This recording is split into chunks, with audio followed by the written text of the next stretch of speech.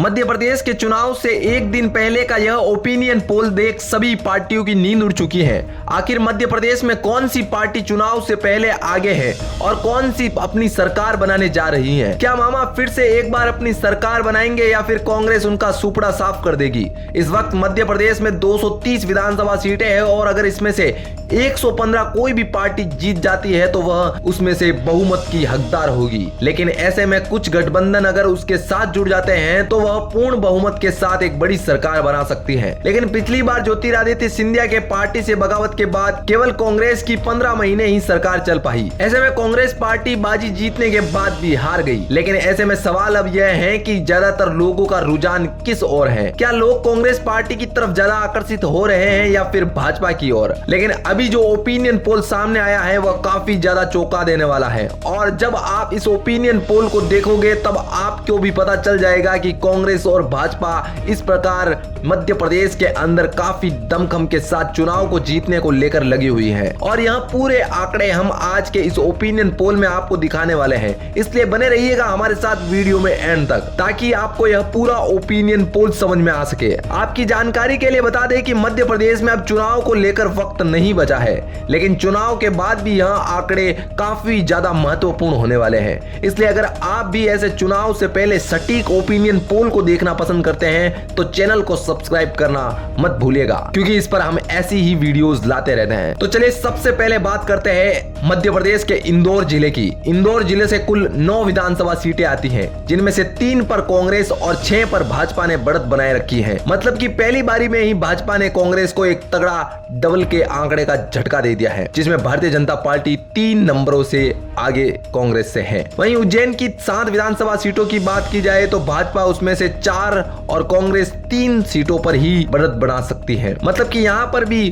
भाजपा का 1 सीट से पलड़ा भारी हो सकता है। जबकि रतलाम की बात की जाए तो वहां पर 5 विधानसभा सीटें हैं और जिसमें से 3 पर कांग्रेस और 2 पर भाजपा को बढ़त मिल सकती है। मतलब कि यहां पर कांग्रेस अपनी 1 सीट को वापस कवर कर सकती है। अब बात करें राजगढ़ की तो राजगढ़ से 5 विधानसभा सीटें हैं, जिसमें से 3 भाजपा को और 2 कांग्रेस को मिल सकती है। एक बार फिर से भाजपा आगे आ चुकी है। वहीं बात करें मंदसौर की तो वहां से कुल 4 विधानसभा सीटें हैं, जिसमें से 2 पर भाजपा और 2 पर कांग्रेस को बढ़त मिल सकती है। मतलब कि यहाँ पर दोनों के बीच एक कांटे की टक्कर देखने को मिल सकती है। वहीं 2018 की बात की जाए तो कांग्रेस ने यहाँ केवल 1 ही सीट पर जीत हासिल की थी। वहीं भारतीय जनता पार्टी ने यहाँ पर 3 सीटें जीती थी। लेकिन यह आंकड़ा किस समय बदल जाए कुछ पता नहीं। अब बात करें नीमच की तो यहाँ से 3 विधानसभा सीटें हैं, जिनमें से कांग्रेस को 1 और भाजपा को 2 सीटें मिलने का दावा किया जा रहा है। लेकिन पिछली बार यहाँ पर भाजपा ने 3 विधानसभा सीटों पर अपना कमल खिलाया था और कांग्रेस को केवल बिना किसी सीट के संतोष करना पड़ गया था। वहीं बात की जाए श्योपुर की 2 विधानसभा सीटों की तो यहाँ पर भाजपा को 1 और कांग्रेस को 1 विधानसभा सीट मिल सकती है। मतलब कि यहाँ पर भी दोनों के बीच एक कांटे की टक्कर देखने को मिल सकती है। जबकि मुरैना की बात की जाए तो वहां पर 6 विधानसभा सीटें हैं, जिसमें से 4 पर कांग्रेस, 1 पर भाजपा और 1 पर अन्य को बढ़त मिल सकती है। और कांग्रेस यहाँ पर एक अच्छी बाजी मारकर भाजपा का पाटिया साफ करती हुई नजर आ रही है। कांग्रेस अपना 3 सीटों पर पलड़ा भारी दिखा सकती है। आगे बात की जाए भिंड की तो यहाँ से 5 विधानसभा सीटें हैं और जिसमें से कांग्रेस को 3 और भाजपा को केवल 1। वहीं अन्य की खाते में 1 और विधानसभा सीट जा सकती है। मतलब कि एक बार फिर से भाजपा को कांग्रेस पछाड़ती हुई नजर आ रही है। वहीं बात की जाए ग्वालियर की 6 विधानसभा सीटों की तो जहां से 5 विधानसभा सीटों पर कांग्रेस और केवल 1 पर भाजपा को जीत मिल सकती है। मतलब कि सर्वे के मुताबिक अब आज की तारीख में कांग्रेस बीजेपी को पछाड़ती हुई नजर आ रही है, क्योंकि अभी पीछे कई जिलों के आंकड़े आने बाकी हैं और उनके आने के बाद क्या पता यहाँ उलटफेर और भी बदल जाए। वहीं बात करें दतिया की तो यहाँ से 3 विधानसभा सीटें आती हैं, जिनमें से 2 पर कांग्रेस और 1 पर भाजपा को सीट मिल सकती है और यही आंकड़ा 2018 में भी कुछ इस प्रकार ही देखने को मिला था। वहीं बात की जाए श्योपुर की 5 विधानसभा सीटों की तो यहाँ से 3 पर कांग्रेस और 2 पर भाजपा को जीत मिलती हुई दिख रही है। एक बार फिर से कांग्रेस यहाँ पर भी अपना पलड़ा भारी करती हुई नजर आ रही है और सीधे तौर पर देखें तो दोनों के बीच में एक टक्कर का मुकाबला देखने को मिल सकता है, क्योंकि एक सीट का उलटफेर किस समय बदल जाए कुछ पता नहीं चलता। अब बात करें गुना की, तो गुना से 4 विधानसभा सीटें आती हैं, जिनमें से 2 पर कांग्रेस और 2 पर भाजपा का कमल खिल सकता है और यहाँ पर भी कुछ एक कांटे की टक्कर देखने को मिल सकती है। वहीं बात की जाए अगले जिले अशोकनगर की, तो जहां से 3 विधानसभा सीटें हैं, जिनमें से 2 पर कांग्रेस और 1 पर भाजपा का कमल खिल सकता है। मतलब कि इस ओपिनियन पोल के अनुसार ज्यादातर आंकड़े दोनों के बीच में टक्कर के नजर आ रहे हैं, लेकिन आगे देखते हैं क्या होता है। तो अब बात करते हैं सागर जिले की, तो यहाँ से 8 विधानसभा सीटें आती है, जिनमें से 3 कांग्रेस और 5 पर भाजपा का कमल खिल सकता है। मतलब कि एक बार फिर से भाजपा को 2 पॉइंट की लीड बन सकती है। और आगे बात करें टिकमगढ़ की, तो यहाँ से 4 विधानसभा सीटें आती है, जिसमें से 3 पर कांग्रेस और 1 पर भाजपा को जीत मिल सकती है।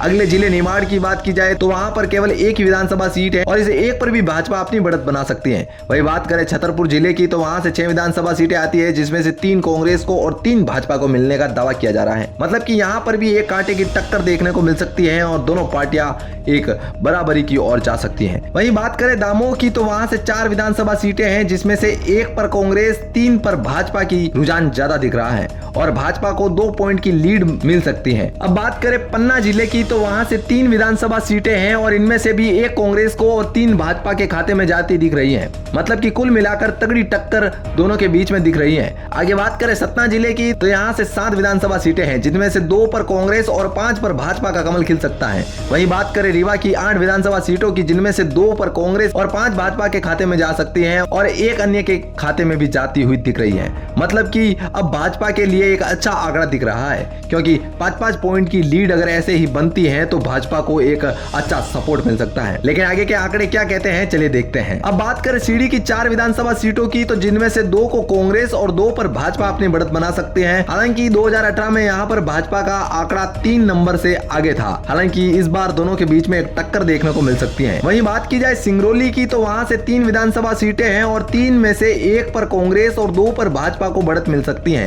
हालांकि 2018 में यहाँ पर तीनों पर भाजपा ने कमल खिलाया था, लेकिन इस बार 1 का नुकसान हो सकता है। अब बात करें आगे की, तो शहडोल की यहाँ से 3 विधानसभा सीटें आती हैं और इन तीनों सीटों पर भाजपा अपनी बढ़त बना सकती है। मतलब कि कांग्रेस का यहाँ पर सुफड़ा साफ हो सकता है। आगे बात करें अनूपनगर की 3 विधानसभा सीटों की, तो वहां से 2 पर कांग्रेस और 1 भाजपा को मिल सकती है। मतलब कि कांग्रेस वापस ऊपर उठने की कोशिश कर रही है। वहीं बात की जाए उमरिया की, तो वहां पर 2 विधानसभा सीटें हैं, जिसमें से 1 पर भाजपा और 1 पर कांग्रेस को बढ़त मिल सकती है। हालांकि 2018 पर यहाँ पर भाजपा ने दोनों सीटों पर अपना कमल खिलाया था। अगले जिले कटनी की बात की जाए, तो यहाँ से 4 विधानसभा सीटें हैं और इन चारों में से 1 पर कांग्रेस और 3 पर भाजपा लीड बना रही है। मतलब कि सीधे तौर पर बीजेपी आगे निकल रही है। अब बात की जाए जबलपुर की 8 विधानसभा सीट की, तो वहां से कांग्रेस 5 और भाजपा 3 पर ही सिमटती हुई दिख रही है। कांग्रेस फिर से अपनी बढ़त बनाते हुए आगे जा रही है और यहाँ आंकड़ा वाकई में काफी रोमांचक स्थिति की ओर हो रहा है। इसलिए बने रहिएगा हमारे साथ वीडियो में एंड तक, क्योंकि आखिर का आंकड़ा काफी ज्यादा चौंका देने वाला है और यह उलटफेर मध्य प्रदेश की राजनीति को दिखाने वाला है।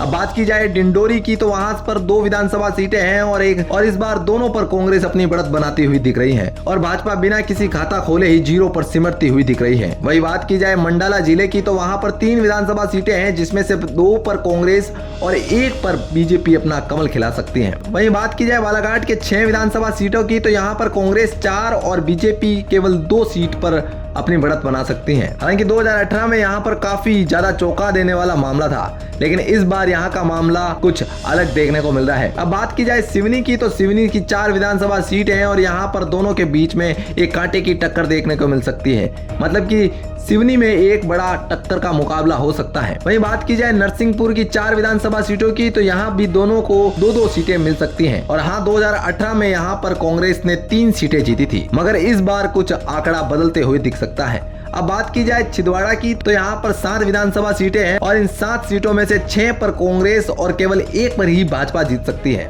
मतलब कि यहाँ पर कांग्रेस एक बड़ा दाव मार सकती है। वहीं 2018 में कांग्रेस ने यहाँ पर सभी सीटों पर अपनी जीत हासिल की थी। मतलब कि 7 की 7 सीटें 2018 में कांग्रेस के खेमे में गई थी।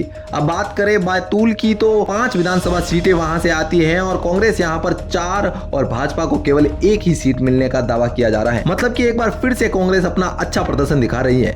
आगे बात करें हरदा की तो वहां पर भी 2 विधानसभा सीटें हैं और इन दोनों सीटों में से एक पर भाजपा और एक पर कांग्रेस अपनी बढ़त बना सकती है। अब बात की जाए होशंगाबाद की तो वहां पर भी 4 विधानसभा सीटें हैं और इन चारों में से एक पर कांग्रेस और 3 पर भाजपा का कमल खिल सकता है, मगर 2018 में यहाँ पर सभी सीटों पर भाजपा ने जीत हासिल की थी। अब बात करें अगले जिले रायसेन की तो यहाँ से 4 विधानसभा सीटें हैं और इन 4 में से एक पर कांग्रेस और 3 भाजपा के खेमे में जाती हुई दिख रही है। वहीं बात की जाए अगले जिले भोपाल की तो यहाँ से 7 विधानसभा सीटें हैं और इन 7 में से 3 पर कांग्रेस और 4 पर भाजपा का पलड़ा भारी हो सकता है। जबकि बात की जाए विदिशा की 5 विधानसभा सीटों की तो वहां से 2 पर कांग्रेस और 3 पर भाजपा का कमल खिलता हुआ दिख रहा है। अगले जिले की बात की जाए सीहोर की तो यहाँ से भी 4 विधानसभा सीटें हैं और इन 4 में से एक पर कांग्रेस और 3 पर भाजपा की बढ़त बनती हुई दिख रही है। वैसे दोस्तों यह मुकाबला काफी ज्यादा टक्कर का होने वाला है, लेकिन आप किसके सपोर्टर हैं वीडियो में एंड होने से पहले हमें कमेंट में जरूर बताना।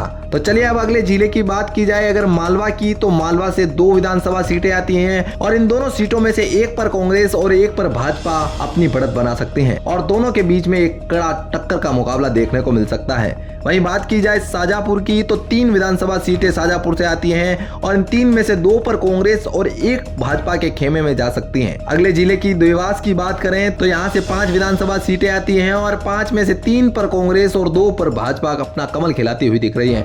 मतलब कि एक बार फिर से यहाँ पर दोनों के बीच में एक टक्कर का मुकाबला दिख रहा है। वहीं बात करें खड़वा की तो खड़वा से 4 विधानसभा सीटें हैं और 2 पर कांग्रेस और 2 पर ही भाजपा अपनी जीत बनाती हुई दिख रही है और इसी वजह से दोनों के बीच एक काफी ज्यादा टक्कर का मुकाबला भी हो सकता है। अगर इस ओपिनियन पोल के मुताबिक बुरहानपुर की बात करें तो वहां पर भी 2 विधानसभा सीटें हैं जिसमें से एक पर कांग्रेस और एक भाजपा के खेमे में जाती हुई दिख सकती है। मतलब कि यहाँ भी दोनों के बीच एक काफी ज्यादा टक्कर का मुकाबला देखने को मिल रहा है। हालांकि 2018 में एक पर भाजपा और एक निर्दलीय के खेमे में जाती हुई दिख गई थी, लेकिन इस बार निर्दलीय से हटकर वहां कांग्रेस के खेमे में जाती हुई दिख रही है। वही बात की जाए खरगोन जिले की 6 विधानसभा सीटों की तो वहां पर एक पर कांग्रेस और 4 पर भाजपा, बल्कि एक सीट अन्य के खाते में भी जा सकती है। अब बात करें बरवानी की 4 विधानसभा सीटों की तो वहां पर एक पर कांग्रेस और 3 पर भाजपा अपनी बढ़त बना सकती हैं। वहीं बात करें अलीराजपुर की तो वहां पर 2 विधानसभा सीटें हैं और दोनों पर कांग्रेस अपनी बढ़त बना सकती है। मतलब कि बीजेपी को यहां बिना किसी सीट के ही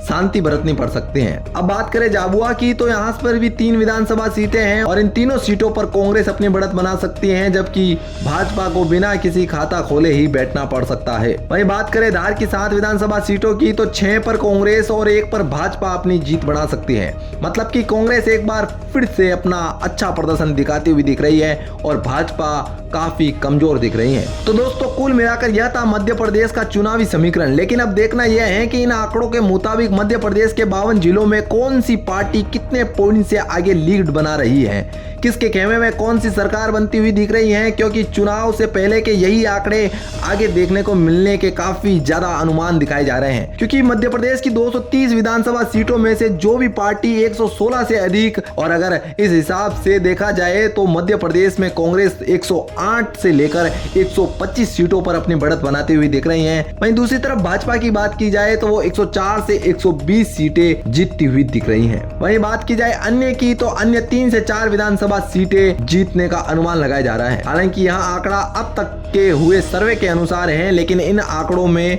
5 से 8 सीटों का बदलाव देखने को मिल सकता है और इन आंकड़ों के हिसाब से कुछ सीटें और कांग्रेस की तरफ जाती हैं तो वो एक अच्छा बहुमत बना सकती हैं और मध्य प्रदेश में कांग्रेस की सरकार बनने से फिर कोई भी नहीं रोक सकता। वहीं बात की जाए 5 से 8 सीटें अगर बीजेपी के खाते में भी चली जाए तो एक बार फिर से बीजेपी अपनी सत्ता में भी आ सकती है और अगर ऐसा ही हो जाता है तो कांग्रेस को अगले 5 सालों तक और मेहनत करनी पड़ सकती है। वैसे दोस्तों यह था हमारा ओपिनियन पोल और आपको यह कैसा लगा हमें कमेंट में जरूर बताना। Bureau report R media network.